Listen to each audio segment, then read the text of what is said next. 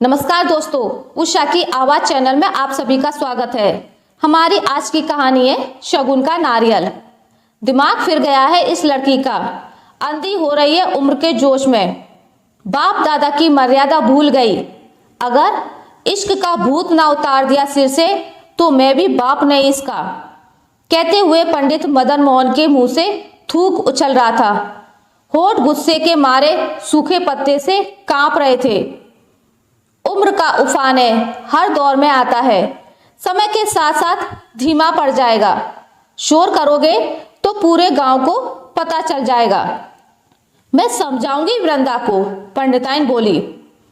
तूने समझाया होता तो आज नाक कटने का दिन ना देखना पड़ता। पतंग सी ढील छोड़ दी लड़की। अरे प्यार करना ही था तो कम से कम जात बिरादरी तो देखी होती। चल पड़ी उसके पीछे, जिसकी परछाई भी पड़ जाए तो नहाना पड़े। उस घर में देने से तो अच्छा है कि लड़की को शगुन के नारियल के साथ जमीन में गाड़ दूं। पंडित मदन मोहन ने इतना कहकर जमीन पर थूक दिया। बाप के गुस्से से घबराई वृंदा सहमी हुई दुबकी बैठी थी। आज अपना ही घर उसे लोहे की जाल सा महसूस हो रहा था, जिसमें से सिर्फ सांस लेने के लिए हवा आ सकती है। शगुन के नारियल के साथ जमीन में गाड़ देने की बात सुनते ही वृंदा ने घबराकर अपनी आंखें बंद कर ली। 22 साल की उम्र, 5 फुट 7 इंच का कद, धूप में संवलाया रंग और तेज धार कटार सी मूछ। पहली बार वृंदा ने अनुज को तब देखा था जब गांव के स्कूल से 12वीं पास कर वह अपना टीसी लेने आया था। वृंदा भी वहीं खड़ी अपनी 10वीं की मार्कशीट ले रही थी। आंखें मिली और दोनों मुस्कुरा दिए थे। अनूप झेप गया, वृंदा शर्मा गई। तब वह कहाँ जात पात के फर्क को समझती थी। धीरे धीरे बातचीत मुलाकातों में बदलने लगी और आंखों के इशारे शब्दों में ढलने लगे। महक की तरह इश्क की फिजाओं में घुलने लगा और जवान जवान चर्चा होने लगी। इससे पहले कि चिंगारी शोला बनकर घर जलाती, अनुज आगे की पढ़ाई के लिए शहर चला गया, इसलिए उनकी मुलाकातें कम हो गईं। इधर वृंदा ने 12वीं पास करने के बाद कॉलेज जाने की जिद की। उधर अनुज की कॉलेज की पढ़ाई पूरी होने वाली थी। वृंदा हॉस्टल में रहकर कॉलेज की पढ़ाई करने लगी और अनुज ग्रेजुएट होने के बाद प्रतियोगी परीक्षाओं की तैयारी में जुट गया। सही खाद पानी मिलते ही दम तोड़ती प्यार की धूप फिर से हरी हो गई। मुलाकातें परवान चढ़ने लगी। एक दिन गांव के किसी भले आदमी ने दोनों को साथ साथ देख लिया। बस फिर क्या था, तिल का ताड़ बनते कहाँ देर लगती है। नमक मिर्च लगी खिचड़ी पंडित मदन मोहन के घर तक पहुंचने की ही देर थी कि पंडित जी राशन पानी लेकर अनुज के बाप किशन के दरवाजे पर जा धमके। सरकार ने ऊपर चढ़ने की सीढ़ी क्या दे दी, अपनी औकात ही भूल बैठे हो। आसमान में बसोगे क्या? अरे 4 अक्षर पढ़ने से जाति नहीं बदल जाती। नींव के पत्थर कंगूरे में नहीं लगा करते। और भी ना जाने क्या क्या वे किशन को सुनाते अगर उनका बड़ा बेटा दिनेश उन्हें जबरदस्ती पकड़कर ना ले जाता। कमाल करते हो बापू। अरे यह समय उबलने का नहीं है। जरा सोचो, अगर जाति सूचक गालियां निकालने से केस में अंदर करवा दिया तो बिना गवाही जेल जाओगे, जमानत भी नहीं मिलेगी। दिनेश ने अपने पिता को समझाया। पंडित मदन मोहन को भी अपनी जल्दबाजी पर पछतावा तो हुआ, लेकिन गुस्सा अभी भी जस का तस बना हुआ था। पंचायत बुलाकर गांव में उठना बैठना बंद ना करवा दिया तो नाम नहीं। पंडित जी के बेटे की आड़ में किशन को सुनाया। पंडित मदन मोहन का गांव में बड़ा रुतबा था, मंदिर के पुजारी जो ठहरे। हालांकि अब पुरोहिताई में वह पहले वाली बात नहीं रही थी, बस किसी तरह से दाल रोटी चल रही थी। लेकिन कहते हैं ना कि शेर भूखा मर जाएगा लेकिन घास नहीं खाएगा। वही तेवर पंडित जी के भी हैं। चाहे आटे का कनस्तर रोज पैंदा दिखाता हो, लेकिन मजाल है जो चंदन के टीके में कभी कोई कमी रह जाए। वह तो पंडिताइन के मायके वाले जरा ठीक ठाक कमाने वाले और दान दहेज में भरोसा करने वाले हैं, इसलिए समाज में पंडित मदन मोहन की पंडिताई की साख बची हुई है, वरना कभी भी पोल चौड़े आ जाती। वृंदा की पढ़ाई लिखाई का खर्चा भी उसके मामा यानी पंडिताइन के भाई ही उठा रहे हैं।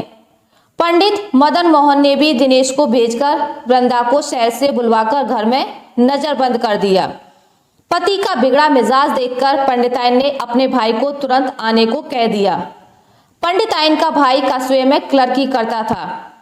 सरकारी नौकरी में होने के कारण राजकाज के तौर तरीके और सरकार की पहुंच समझता था।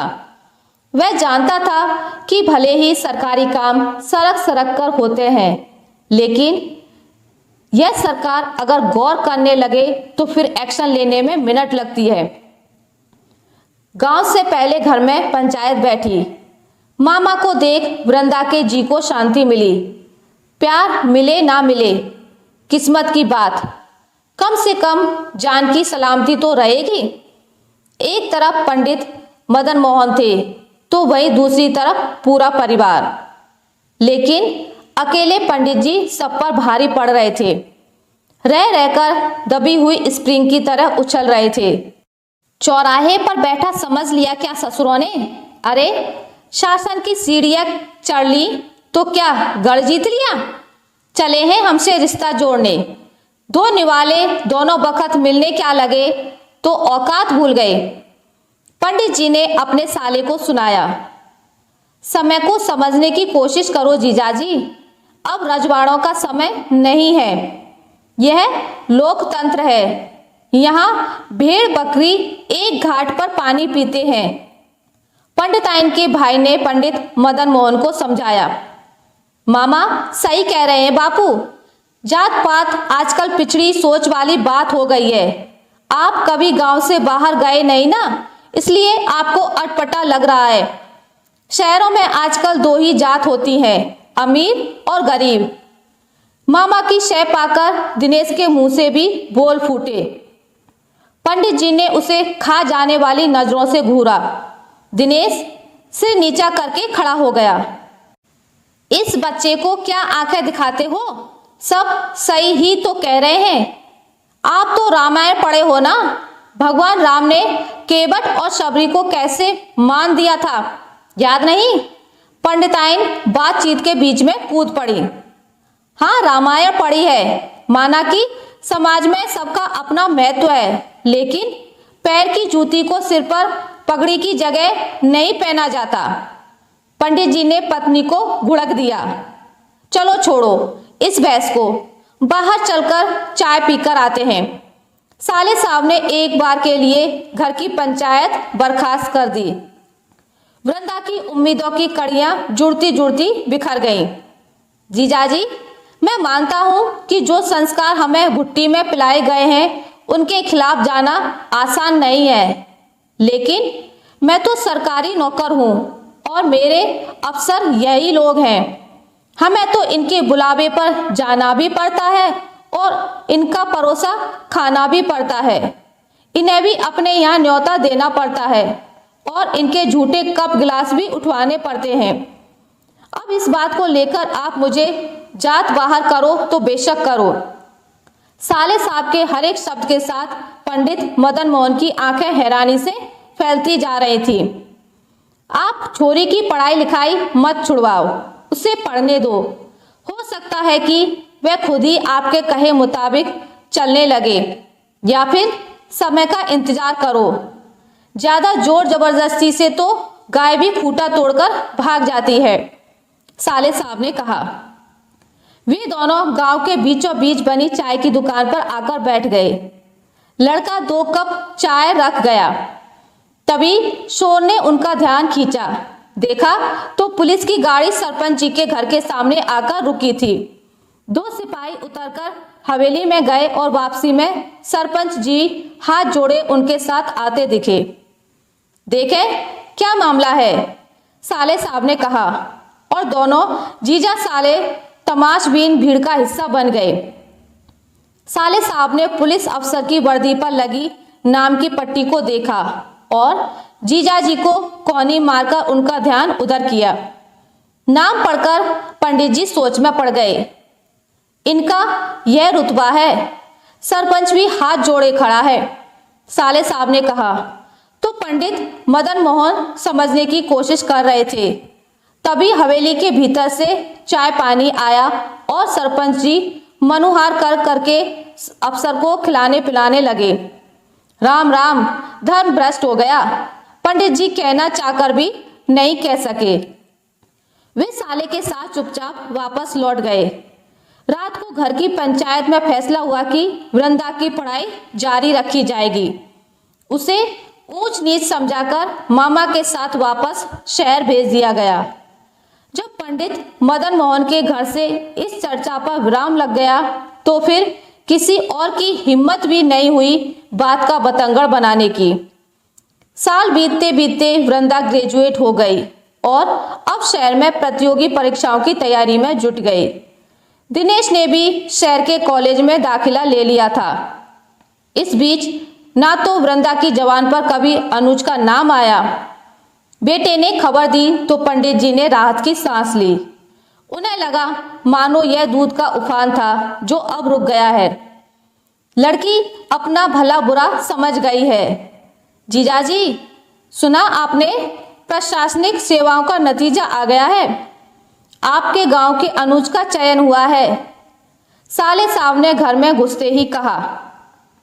यह सुनते ही पंडिताइन खिल गई। पंडित जी के माथे पर बल पड़ गए। हुआ होगा, हमें क्या, बहुत से लोगों के हुए हैं, पंडित मदन मोहन ने लापरवाही से कहा। बावली बात है मत करो जीजाजी, समय को समझो, किस्मत सुधर जाएगी कुनवे की। अरे छोरी तो राज करेगी ही, आगे की पीढ़ियां भी तर जाएंगी। बच्चों के साथ तो बाप का नाम ही जुड़ेगा ना, साले साहब ने जीजा को समझाया। मामा सही कह रहे हैं बापू, जिसकी लाठी हो भैंस उसकी ही हुआ करे। दिनेश भी मामा के समर्थन में उतर आया था। अरे ये तो छोरा छोरी के भले संस्कार हैं जो इज्जत ढकी हुई है, वरना शहर में कोर्ट कचहरी कर लेते तो क्या कर लेता कोई, कानून भी उन्हीं का साथ देता। पंडिताइन भी कहाँ पीछे रहने वाली थी। लगता है पूरा कुनवा ही ज्ञानी हो गया है, एक मैं ही भोड़म बच गया हूँ। पंडित जी कुछ बोलते नहीं बना तो उन्होंने सबको झिड़क दिया, लेकिन इस झिड़क में उनकी झेप और कुछ कुछ सहमति भी झलक रही थी। मामला पक्ष में जाते देख पंडिताइन झट भीतर से नारियल निकालकर लाईं और जबरदस्ती पति के हाथ में थमा दिया। छोरा गांव आया हुआ है, आज ही रोक लो, वरना गुड़ की खुली भेली पर मक्खियां आते कितनी देर लगती है। पंडिताइन ने सफेद कुर्ता धोती भी लाकर पलंग पर रख दिए। पंडित जी कभी अपने कपड़ों को तो कभी सामने रखे मोली बंधे शगुन के नारियल को देख रहे थे। उन्होंने कुर्ता पहनकर धोती की लांग संवारी और नारियल को लाल गमछे में लपेटकर किशन के घर चल दिए बधाई देने। आशा करती हूँ आपको मेरी आज की कहानी अच्छी लगी होगी। अगर आपको मेरी कहानी अच्छी लगी है तो इसे लाइक करें, ज़्यादा से ज़्यादा शेयर करें और अगर आप मेरे चैनल पर नए हैं तो इसे सब्सक्राइब करना ना भूलें। मिलते हैं एक नई कहानी के साथ, तब तक के लिए नमस्कार।